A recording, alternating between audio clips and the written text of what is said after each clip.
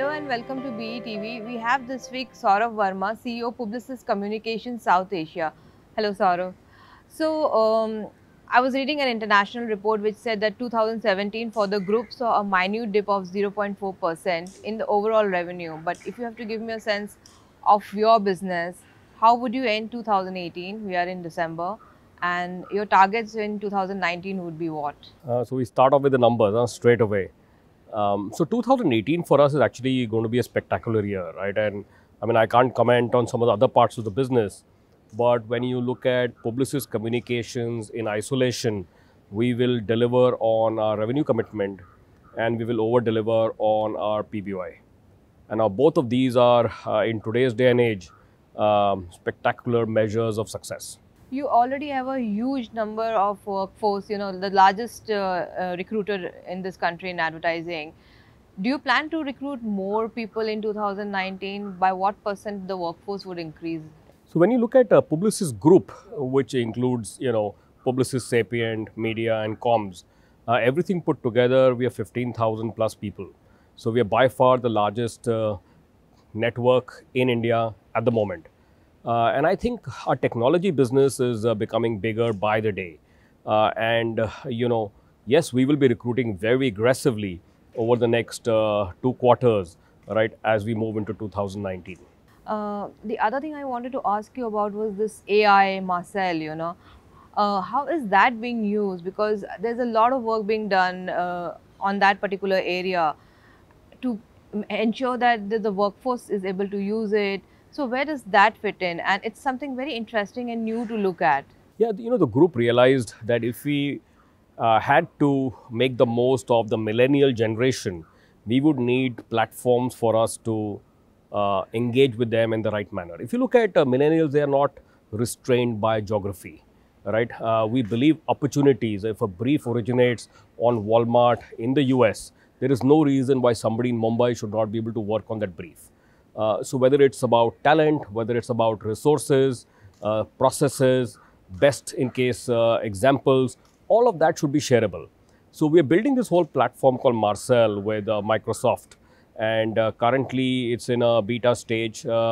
It's been rolled out across certain parts of the organization, and we hope that it'll actually get cascaded across the entire organization in due course of time. So would it also mean, the reason I'm asking, and you said Walmart, and Walmart is in India in a big way. So if you have a work in New York or say anywhere else in the world, a creative guy in India can also work on the same project at the same time along with the international team? That's right. That's really the opportunity, which is if you have, let's say, any brief in the world, talent across the world should be able to work on it. From a client's perspective, he now has access to talent throughout the world. So you're not constrained by geography. Creativity without borders is what Marcel really promises. And it's also in line with, the whole millennial culture. The other thing which is interesting is the idea of one integrated unit, which also means that you have one integrated P&L, right? Which I think has been tried at, but not really been a lot successful, but you guys have been able to deploy it. How does that has a positive impact on the revenue as well as on the work front? So, you have to understand that the whole concept of integration has been spoken about for the last 10 years. This is not a new concept. The problem with the word integration is that it means very little if you don't have the best-in-class specialist operations. If you go back a few years back, every creative agency wanted to set up its own ecosystem. Its own PR agency, its own digital agency, its own experiential company. When you're trying to create these small units within every small part of the organization, you have no scale. When you start creating what we call in Publicis the power of one, it actually creates an opportunity for you to create platforms at scale. I mean, take the case of Prodigious, which did not exist 18 months back. Prodigious was created and is today India's largest advertising production house. Why did it become the largest advertising production house in 18 months? It happened because it was created across all our group entities, including Leo Burnett, Publicis Worldwide, Saatchi, MSL, Digitas. When you create a production house across the entire organization, You create it with scale, you back it with the right kind of talent, resources, and that's when it succeeds. From a client's perspective, what clients hate is the fragmentation which has happened at their end. From a client's perspective, their biggest need today is integration. But they are not going to appoint one partner to run everything for them if that partner does not have the best in class specialist operations. That will be a compromise. So you have to bring in the best in class operation for the integration to play out. And that's essentially what the power of one lets you do. It helps you build at scale the best specialist operations. So when you go for a pitch today to a big client, will we have agencies pitching in an integrated solution, or will we still have that approach where you give an advertising or a single silo based presentation? Without getting into specifics, Yeah. right, I can tell you that there are many clients where we have talent across many parts of the agencies working together. So there is a client, a significant client, where we have talent from Indigo Consulting and Digitas, which is two completely different firms with two different cultures working together to solve the client's problem. So for us, it's really about solving the client's problem using the resources and the specialist operations at our disposal. I was reading an international article which said that so far advertising has been battling against Facebook and Google, because majority 70-80% of the ad dollars, even more, goes to them. But now you've got the Amazons and other e-commerce companies of the world, you know taking away that advertising dollars, which basically means it's less creative and more goal oriented or number oriented or ROI driven, like it happens on digital. So how would you cope with that as an industry? I wanted a perspective on that. I mean, if you look at the networks, right, the networks will need to transform the product that they really offer, right. It's true that ideas and storytelling will always be our reason to exist, but how we deliver that will actually change. When you look at the opportunity of today, it's what we call creating wave 3. So wave 1, you go back 15 years back, you and I would open a beautiful print newspaper and talk about a print ad. Wave 2 was a Hindi, heartland narrative.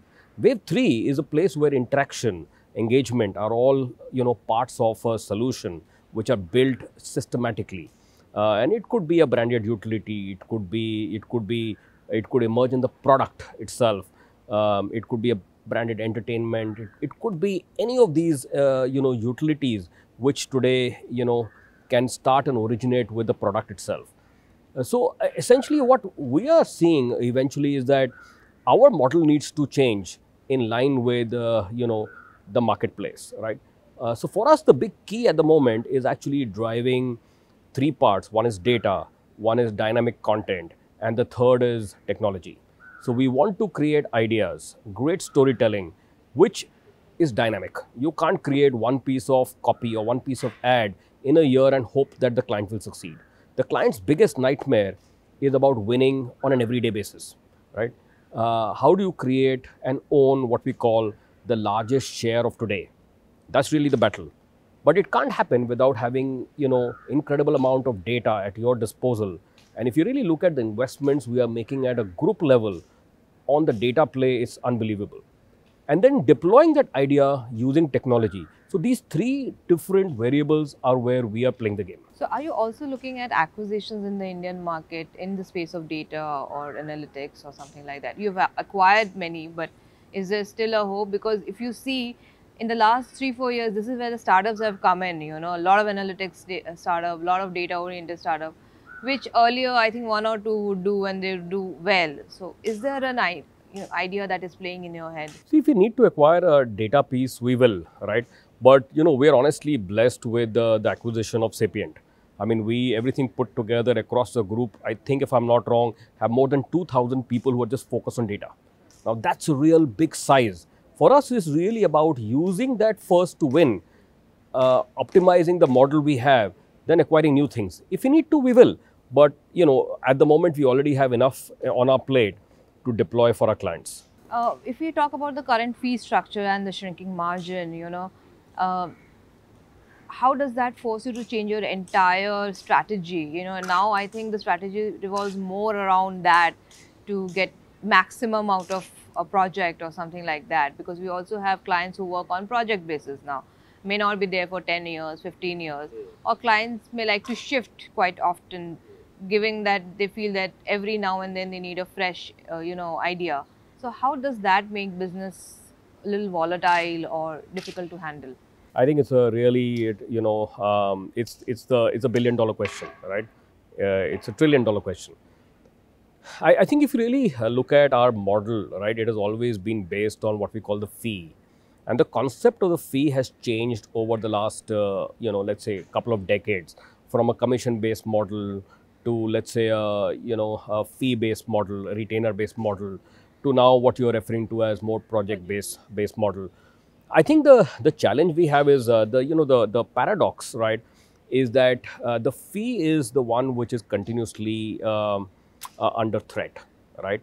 And if you really look at advertising media spends, and if let's take the case of India, we are projecting that 2019, the growth in the media spends will be 15%. But that does not mean the growth in the fee business for the networks will be 15%. So the paradox is that, every client for the same scope of work is either thinking of reducing your fee or looking at making sure that your fee remains constant. And yet there is talent in the inflationary environment that we are in, expects to be rewarded for the same work they do on a year-on-year basis. So that's really the paradox, right? So if you ask me, the way we have challenged that is by actually changing our model from just focusing on fee to fee plus production. When you look at a client's budget and the way they think, there is a fee bucket, and which is like, how do I really, keep it constant or reduce it? Then there is a bucket which is called the production bucket, and for many clients, the production bucket is sometimes twice the size of the fee bucket. The third bucket which exists is actually what we call the media bucket, and I'm not talking about media planning and buying, whether it's an event or an activation, a conversion, an FMOD activity. These are all branded content, right? These all come under the media bucket. And the fourth bucket is actually the technology bucket. Their biggest fear is that the business might become redundant, right, in the times to come. So for us, we are actually migrating from the fee bucket to adding these three more buckets, in a seamless manner. Adding the production bucket, I told you that, Prodigious is now the largest advertising production house, right? Media with Arc Worldwide, Publicis Entertainment. I mean, the amount of offerings we have in that space are increasing by the day. And of course, technology. I mean, DBT, Digital Business Transformation, is an incredible offering which Publicis Group has. Having access to more than 12,000 people in Sapient who are based in India, focused on DBT, is actually a real blessing for us. So if you have to sum up advertising in 2019 from your perspective, where will we see the industry moving in India? And also the thing that I wanted to ask you was, FMCG is a huge advertising category, but you also have the digital guys advertising now. So who would you prefer as your, you have a range of clients, but still your personal favorite would be who? No, I think it's not about the category, right? And if you ask me, my diagnosis is that 2019 will be a very tough year for the industry. The networks which actually transform their business model will actually succeed. People who continue to focus on the fee part of the business will see even more pain. You already know, I don't need to get into the details. Many networks who, have not been able to take care of the talent simply because, they don't have the ability to do that. And I think that pain will continue because we have not transformed as quickly as we need to as an industry, which is where, our story comes in. Our transformation is the only reason why we will be able to take care of our talent and create momentum for ourselves in 2019. Okay, and between FMCG and digital companies, who are your favorite advertiser, who tend to listen to you more, ready to experiment? That's not true. The reality is it's very client dependent. Like we keep saying, you're only as good as your client. You take a single, let's say brand, right? And within that category, you can find people who have the ability to take risks and create great work. HPCL, if you look at HPCL, which is a public sector company, right? And nobody thought they would buy anything incredible. And, we go and create the road that honks, right? Which wins, a Cannes Innovation Lion. So I don't think it's really about the client. It's really about the individual at a client's end and his partnership with the agency. It's about the agency's ability to solve business problems and create value for clients, which is where the real deal is. Thank you so much, Saurabh. My Thanks a pleasure. lot. My Thank pleasure. Thank you so much. Thank you.